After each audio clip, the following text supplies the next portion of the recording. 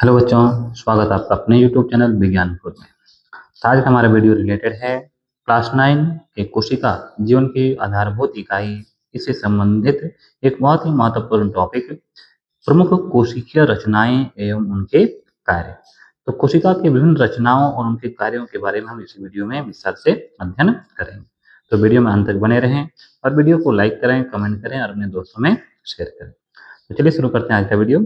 तो सबसे पहला जो कोशिकीय रचनाएं हैं वह है कोशिका भित्ति। तो ध्यान देंगे कि कोशिका भित्ति रहता है वह मुख्यतः और केवल कह सकते हैं कि पादप कोशिकाओं में ही पाया जाता है। और यह किसका बना होता है? सेलुलोज का बना होता है। तो इसका कार्य क्या है? यह कोशिका के निश्चित रूप प्रदान करता है और कोशिका को सुरक्षा और सहारा भी प्रदान करता है। सेलुलोज एक बहुत ही कठोर जटिल पदार्थ होता है और उसी से कोशिका भित्ति का निर्माण होता है। और कोशिका भित्ति क्या करता है? पौधों को, कोशिकाओं को, पेड़ पौधों के जो विभिन्न भाग हैं उसको दृढ़ता प्रदान करता है, मजबूती प्रदान करता है और बाहरी वातावरण में होने वाले परिवर्तन से उसे बचाता है। दूसरा है प्लाज्मा मेम्ब्रेन, जिसे कोशिका झिल्ली कहते हैं। यह जंतु कोशिका का सबसे बाहरी परत है और यह एक प्रकार से चयनात्मक पारगम्य झिल्ली होता है। ठीक है, ये सभी पदार्थों को कोशिका के अंदर और बाहर आने जाने पर नियंत्रण रखता है, कंट्रोल रखता है। वह उसी पदार्थों को कोशिका के अंदर आने देता है जो कोशिका के लिए लाभदायक हो, ठीक है, और जो हानिकारक रहता है उसे कोशिका से बाहर निकाल देता है या तो फिर कोशिका के अंदर प्रवेश करने ही नहीं देता है। इस प्रकार से यह एक कोशिका से दूसरी कोशिका में पदार्थों के अभिगमन पर नियंत्रण रखता है, यानी कंट्रोल रखता है कि कौन से पदार्थ अंदर आ सकते हैं या कौन से नहीं आ सकते हैं। नेक्स्ट है अंतःप्रद्रवी जालिका, जिसे एंडोप्लाज्मिक रेटिकुलम कहते हैं। यह कोशिका के भीतर एक अनियमित नलिकाओं जैसा जाल की संरचना है और उसी अनियमित नलिकाओं के जाल को ही क्या कहते हैं? अंतःद्रवी जालिका कहते हैं। ठीक है, इसे संक्षिप्त में ER एंडोप्लाज्मिक रेटिकुलम से सूचित किया जाता है। यह कितने प्रकार के होते हैं? ये मुख्यतः दो प्रकार के होते हैं, SER और RER। स्मूथ एंडोप्लाज्मिक रेटिकुलम चिकनी अंतःद्रवी जालिका और दूसरा होता है रफ एंडोप्लाज्मिक रेटिकुलम, जिसे क्या कहते हैं? खुरदरी अंतःद्रवी जालिका कहते हैं।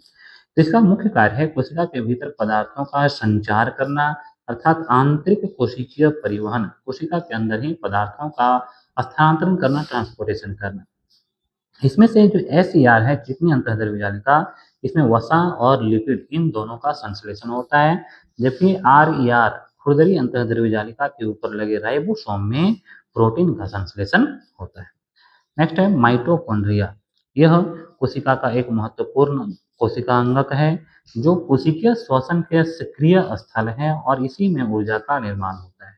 जब कोशिकीय श्वसन होता है तो ग्लूकोज का ऑक्सीकरण होने के फलस्वरूप जो ऊर्जा मुक्त होता है, ऊर्जा उत्पन्न होता है, वह इसी माइटोकॉन्ड्रिया में ही जमा रहता है। और इसी कारण से माइटोकॉन्ड्रिया को कोशिका का पावर हाउस या बिजली गृह, बिजली घर, ऊर्जा गृह इसे कहते हैं। ठीक है, इससे संबंधित एक और महत्वपूर्ण बात है कि माइटोकॉन्ड्रिया में इसका अपना पर्सनल DNA और राइबोसोम होता है। ठीक है, पर्सनल DNA और राइबोसोम होता है। तो क्वेश्चन पूछे जाते हैं वह कौन सा कोशिका अंगक है जिसका अपना DNA, अपना आनुवंशिक पदार्थ होता है? तो वह है माइटोकॉन्ड्रिया। तो एक और भी है इसके साथ साथ, वो है प्लेस्टिड, जिसे लवक कहते हैं। नेक्स्ट है गोल्गी उपकरण। तो गोल्गी उपकरण जो है वह विशिष्ट पदार्थों का श्रवण करता है, संचय और उनके कोशिका के बाहर निष्कासन में सहायता करता है। ये लाइसोसोम के भी निर्माण में मदद करता है और साथ ही साथ यह कोशिका द्रव में निर्मित विभिन्न पदार्थों का संचयन करता है, उसका पैकिंग करता है और विभिन्न कोशिका अंगकों के पास उसका स्थानांतरण भी करता है। नेक्स्ट है राइबोसोम, जो खुरदरी अंतःद्रवी जालिका के ऊपरी सतह पर रहता है। इसका मुख्य कार्य क्या है? प्रोटीन का संश्लेषण करना। यह प्रोटीन संश्लेषण का सक्रिय स्थल है, इसीलिए राइबोसोम को क्या कहते हैं? प्रोटीन फैक्ट्री या प्रोटीन का कारखाना कहते हैं। नेक्स्ट है लाइसोसोम, जिसे सुसाइड बैग, आत्महत्या की थैली कहते हैं। इसके अंदर विशेष प्रकार के एंजाइम, रासायनिक पदार्थ रहते हैं जो क्या करता है? विभिन्न टूटे फूटे अंगों को, टूटे फूटे कोशिका अंगकों को वह पाचित करता है, नष्ट करता है। इस प्रकार से यह एक प्रकार से सफाई का काम करता है और इसी के कारण कोशिका द्रव्य साफ सुथरा रहता है। नेक्स्ट सेंट्रोसोम, यह जो है वह कोशिका विभाजन में सहायक होता है।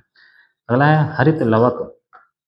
तो किसी भी पादप कोशिका में लवक पाया जाता है और लवक जो होते हैं वह मुख्यतः दो प्रकार के होते हैं। एक होता है क्लोरोप्लास्ट और ये क्रोमोप्लास्ट, और दूसरा होता है ल्यूकोप्लास्ट। तो क्रोमोप्लास्ट जो होता है वह वर्षे वर्णी लवक कहते हैं और वो कलरफुल होता है, ठीक है, रंग से युक्त होता है, और ये मुख्यतः फूलों, फलों और बीजों को आकर्षक रंग प्रदान करते हैं।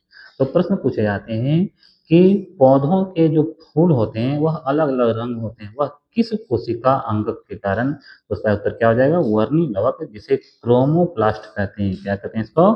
क्रोमोप्लास्ट कहते हैं। और जो दूसरा है वह है अवर्णी लवक, जिसे ल्यूकोप्लास्ट कहते हैं, और इसका मुख्य कार्य खाद्य संग्रह में सहायक करना होता है। और ये कहाँ पाया जाता है? तो ये पेड़ पौधों के जड़ों में पाया जाता है। और ये जो हरित लवक है यह क्या है? जिसे क्लोरोप्लास्ट कहते हैं। क्लोरोप्लास्ट में क्या होता है? मंद संश्लेषण का सक्रिय स्थल ग्लूकोज का निर्माण यहीं पर होता है। यहीं पर होने का मुख्य कारण क्या है कि हरित लवक में ही क्या पाया जाता है? पर्ण हरित, जिसे क्लोरोफिल कहते हैं, और इसी क्लोरोफिल के कारण ही प्रकाश संश्लेषण होता है। और प्रकाश संश्लेषण से बनने वाला जो ग्लूकोज होता है वह इसी हरित लवक में ही, क्लोरोप्लास्ट में ही संचित होता है। नेक्स्ट, केंद्रक। कोशिका का जो केंद्रीय भाग है उसी को केंद्रक कहते हैं, और कोशिका के उपापचयी कार्यों का नियंत्रण, कोशिका विभाजन में सहायक, कोशिका वृद्धि में सहायक, ये सभी कार्य केंद्रक द्वारा ही नियंत्रित होते हैं। तो कोशिका का वृद्धि, कोशिका का विभाजन किसके द्वारा होता है? तो केंद्रक के द्वारा होता है। अब केंद्रक में महीन धागे जैसी संरचना होती है जिसे क्रोमेटिन जालिका कहते हैं, और उसी से किसका निर्माण होता है? गुणसूत्र का निर्माण होता है, जिसे क्रोमोजोम कहते हैं। और यह क्रोमोजोम क्या है? जीन वाहक, अर्थात आनुवंशिक गुणों को एक पीढ़ी से अगली पीढ़ी में ले जाने का कार्य इसी का है, और ये कोशिकीय कार्यों का भी नियंत्रण करता है। तो इस प्रकार से हमने इस वीडियो में देखा प्रमुख कोशिकीय रचनाएं और उसके महत्वपूर्ण कार्य। उम्मीद है वीडियो आपको अच्छा लगा होगा। इस वीडियो को अपने दोस्तों में शेयर भी करें, लाइक करें और कमेंट भी करें। धन्यवाद।